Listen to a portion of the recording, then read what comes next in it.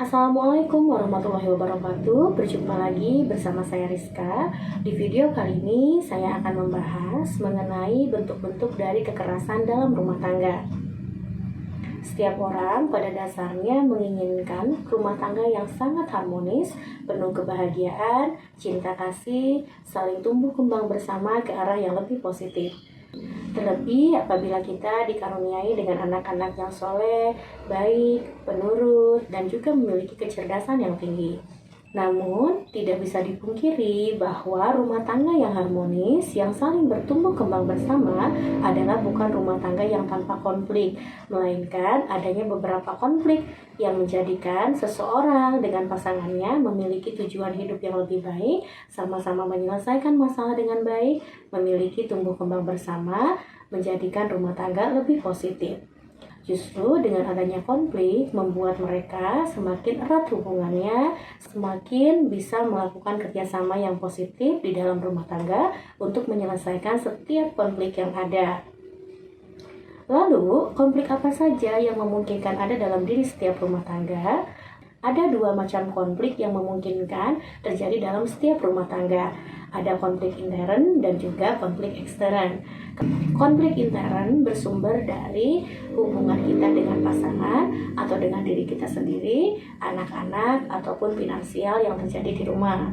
Sedangkan konflik ekstern biasanya melalui pihak ketiga, entah itu mertua, orang tua, selingkuhan, saudara ipar, atau mungkin konflik-konflik yang berhubungan dengan rekan kerja, ya, dengan teman-teman, dengan tetangga, dan lain sebagainya yang melibatkan pihak dari luar. Semakin adanya konflik di dalam rumah tangga, maka memungkinkan apabila kita tidak paham ilmunya, apabila kita tidak mampu menyelesaikannya dengan baik bersama pasangan, memungkinkan adanya tindakan-tindakan yang sangat merugikan atau tindakan-tindakan yang bisa melukai kondisi psikis dari pasangan kita, termasuk diri kita sendiri.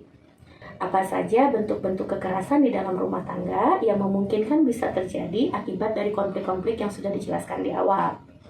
Yang pertama adalah kekerasan secara fisik. Artinya adanya beberapa kontak fisik antara kita dengan pasangan yang sangat membahayakan terhadap satu sama lain. Misalkan tendangan, pukulan, tamparan, dan lain sebagainya yang jelas sangat membahayakan tubuh kita secara fisik, baik terhadap diri maupun terhadap pasangan.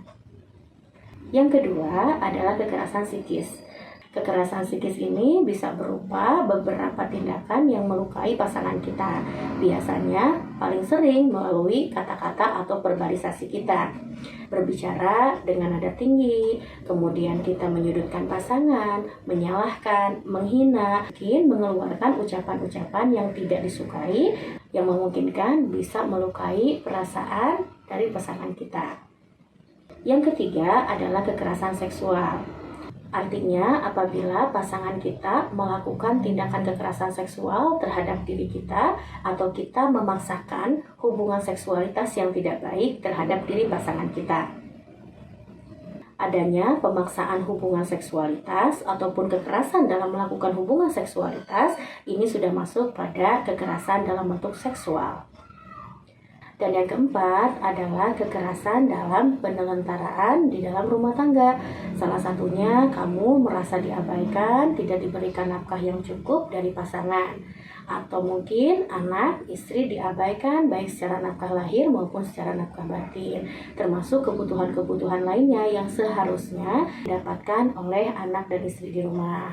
Termasuk apabila ini pun terjadi terhadap pihak suami, misalkan adanya beberapa kewajiban-kewajiban istri yang harus dilakukan dan tidak dipenuhi terhadap figur suami, atau mungkin menelentarakan anak dan lain sebagainya. Itulah bentuk-bentuk kekerasan rumah tangga yang banyak terjadi di lingkungan kita. Lalu bagaimana tipsnya supaya kita bisa menyelesaikan setiap konflik yang ada dalam rumah tangga? Salah satunya adalah belajar untuk saling terbuka dengan pasangan tanpa harus melukai satu sama lain.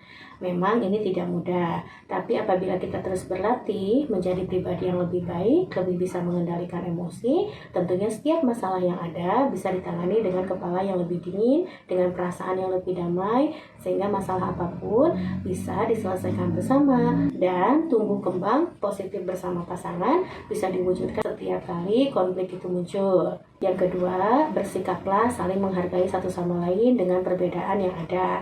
Antara kamu dengan pasangan adalah dua pribadi yang berbeda. Silahkan berikan waktu dan kebebasan untuk kamu berpikir, begitu pula dengan sebaliknya bersama pasangan kita. Dengan saling mengemukakan pendapat masing-masing, menerimanya dengan baik, saling mengemukakan diri dengan baik, maka hasilnya pun akan jauh lebih positif. Dan yang ketiga, hindari silent treatment. Apa itu silent treatment? Silent treatment adalah kondisi di mana kita saling diam setiap kali ada konflik muncul. Tidak diselesaikan, namun biasanya bisa mengalir seiring dengan banyaknya waktu yang terjadi. Jadi tidak saling komunikasi, tapi kalian menyelesaikannya dengan cara saling diam dan melupakan setiap permasalahan tanpa penyelesaian. Sehingga bukannya menyelesaikan permasalahan, tapi menciptakan konflik-konflik baru. Dan ini sangat tidak sehat. Karena bukan menyelesaikan permasalahan, tapi sama seperti menunda PR-PR yang tidak dikerjakan atau tidak diselesaikan. Yang pada akhirnya ketika ada konflik baru yang muncul, memungkinkan konflik yang lama dimunculkan kembali sebagai pemicu-pemicu dari konflik-konflik yang baru. Bahkan memungkinkan adanya bentuk-bentuk kekerasan yang tadi apabila masalahnya terlalu besar, terlalu disimpan, dan tidak saling terbuka untuk menyelesaikan. Dan tips yang keempat adalah berhenti untuk bicara pada orang yang tidak tepat. Artinya konflik rumah tangga adalah kondisi antara kamu, pasangan, dan Tuhan saja yang tahu. Jadi alangkah bagusnya setiap kali konflik itu muncul, selesaikan berdua. Apabila kamu butuh untuk bicara, bicaralah dengan para ahli yang lebih profesional yang bisa mengarahkan kamu dengan saran solusi yang tepat. Dan tips yang kelima adalah tips yang terakhir, yaitu perbanyak spiritual. Dengan kamu meningkatkan spiritual, maka ketenangan di dalam tubuh akan jauh lebih dalam. Sehingga ketika setiap konflik yang muncul diselesaikan dengan cara yang baik, tanpa menyerang, dan diselesaikan dengan kepala dingin. Serta menyertakan adanya Tuhan adalah bagian dari kondisi supaya kita bisa memiliki rule atau boundaries atau kondisi di saat kita juga memiliki batasan tertentu untuk tidak melakukan tindakan-tindakan negatif atau mungkin tindakan-tindakan yang kurang tepat. Terima kasih banyak, semoga bermanfaat. Assalamualaikum warahmatullahi wabarakatuh.